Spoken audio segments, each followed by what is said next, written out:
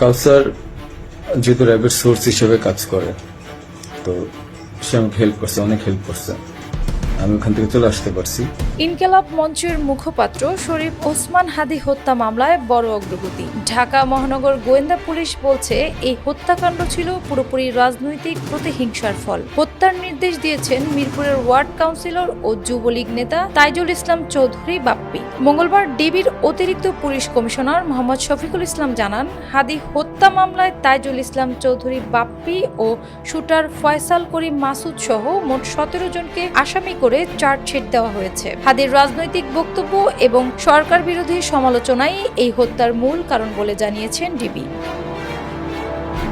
এদিকে আদালত হাদি হত্যার প্রধান আসামি শুটার ফয়সাল মাসুদের নামে থাকা 53টি ব্যাংক হিসাবের 65,50,246 টাকা অবরুদ্ধ করার আদেশ দিয়েছেন। ঢাকা মহানগর দায়রা জজ মোহাম্মদ সাব্বির ফয়েজ বুধবার এই আদেশ দেন। ডিবির তথ্য মতে, হত্যার মূল নির্দেশদাতা বাপ্পি দীর্ঘদিন ধরে কলকাতায় আত্মগোপনে ছিলেন। কলকাতার রাজারহাট ওয়েস্ট বেড়াবাড়ি এলাকার একটি 4তলা ভবনের A3 ফ্ল্যাটে তার অবস্থানের তথ্য পাওয়া যায়। ডিবির দাবি, তাইজুল ইতিমধ্যেই আটক হয়েছেন, তবে স্থানীয় নারায়ণপুর থানার পুলিশ এ বিষয়ে আনুষ্ঠানিকভাবে কিছু স্বীকার করেনি।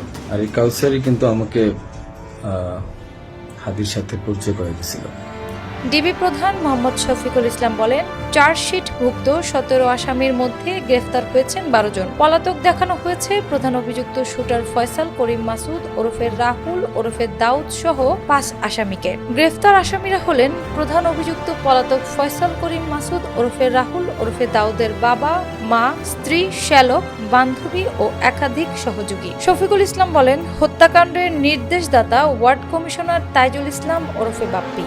এই নির্দেশের কারণ প্রসঙ্গে বলা হয়েছে, হাদি একটি নতুন ধরনের রাজনীতি শুরু করেছিলেন এবং তার বক্তৃতার মাধ্যমে সরকার, আওয়ামী লীগ বা নিষিদ্ধ ছাত্রলীগের বিরুদ্ধে সমালোচনামূলক বক্তব্য দিচ্ছিলেন। আওয়ামী লীগের এই কাউন্সিলর এই সমালোচনার কারণেই ফয়সালকে হত্যা করতে বলেন।